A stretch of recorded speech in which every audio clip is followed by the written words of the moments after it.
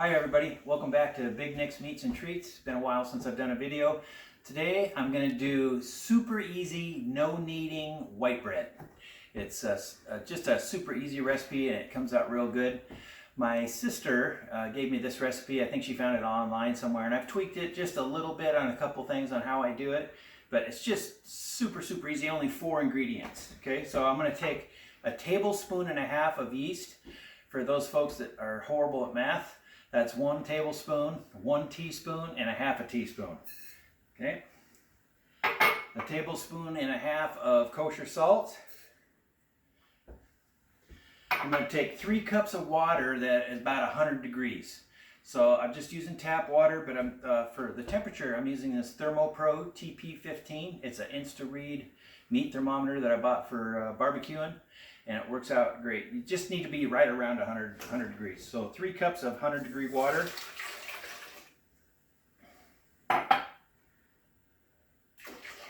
And that warm water gets the yeast blooming, okay? And then 6.5 cups of all-purpose flour.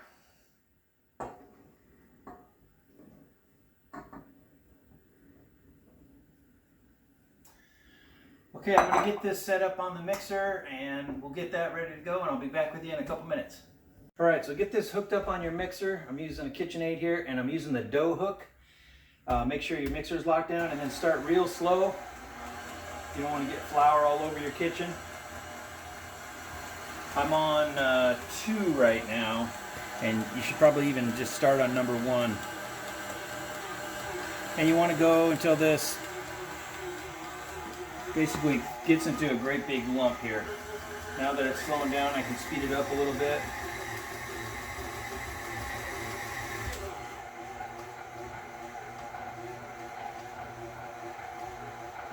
Okay, I'm just about done. I'm going to get a scraper, scrape the sides, probably mix it again for another few seconds.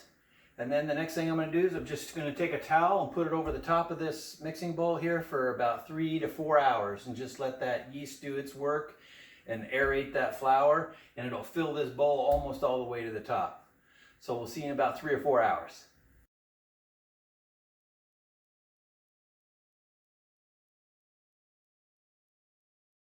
Welcome back. It's been about 3 hours now, and just take a look at how much that dough has risen from the yeast. We basically had a little ball about the size of a small grapefruit when we started, and now the entire container is full. So what I'm going to do here is just pull this out.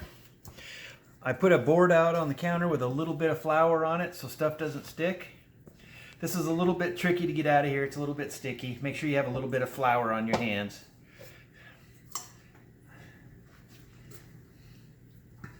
Then I'm just going to get the dough out.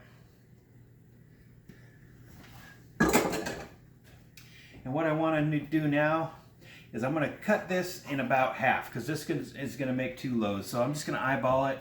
I'm just going to use a board scraper and just cut it in half with the board scraper, like so. I'm going to set one aside. And I'm going to take this little piece of dough here and I'm just going to kind of roll it onto itself, get a little flour on my hands here, roll it onto itself a little bit. I'm trying to get a smooth top here. I want a little bit of a smooth top, and I'm going to make loaves generally that are probably 8 inches long or so, loaf shape, and I'm going to set it on top of a cookie sheet with a little bit of cornmeal, just about like that. I'm going to do the same thing here, just a couple times. I'm going to roll it over just to get a nice loaf shape on it, get a little bit smooth on the top. Generally want them about the same size. Put that on there also. And those have to sit and rise again for another 40 minutes. So I'm going to cover them with a towel, let them sit for another 40 minutes, and we'll be ready to put them in the oven. We'll see you in a bit.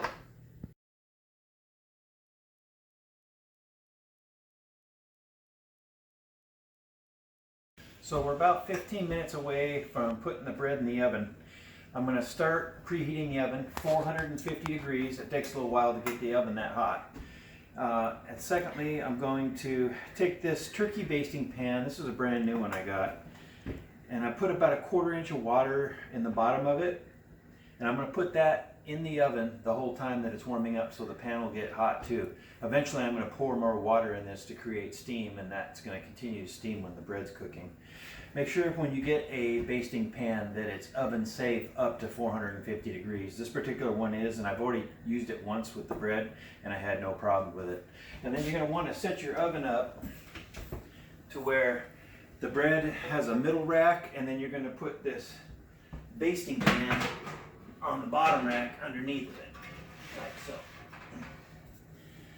So I'm going to keep that in there till the oven gets to 450.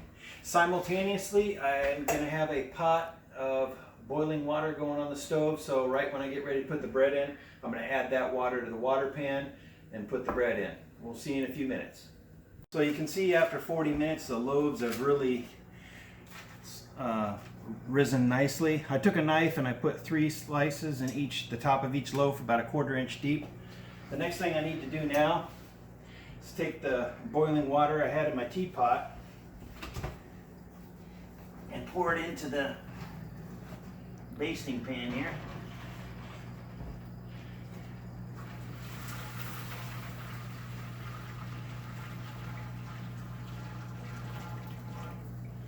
Okay, put that back in.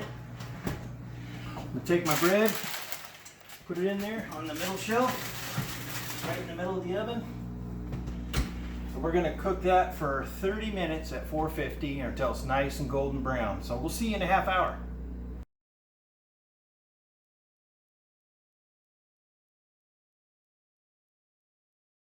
Hey, our bread's done, so I'm going to go ahead and take it out. I got to take my glasses off, otherwise I get fogged up real bad.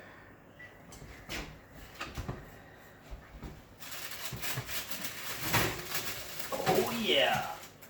Look at that. Holy cow. Look how good that looks. Doesn't that look amazing?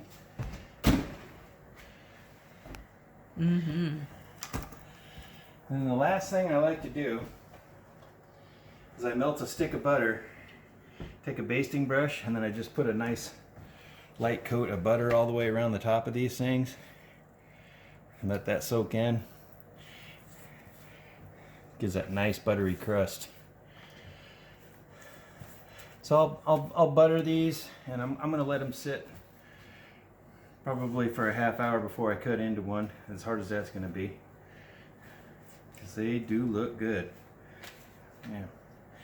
You just gotta love how easy this bread is. 4 ingredients. Takes, overall probably about 5 or 6 hours, but you can't get any easier than that, and it's just so good. So I'm gonna let it sit for about a half hour or so, then we'll cut into it and we'll get a bite. See you in a bit. All right, I'm ready to cut into this and get a taste. I'm gonna cut the heel off here. Oh, it's still nice and warm. It's just got a super nice crust on the outside. I'll let you take a look at the inside here so you can see how nice that looks. Super tasty. I'm going to take a little bit of my melted butter left over from the top and put that on there. Oh man, I can tell that's going to be good already. Take a bite of that. Why would you ever buy bread in the store? 4 ingredients, doesn't get any easier than that. Absolutely delicious. Until I see you next time, watch me work, baby.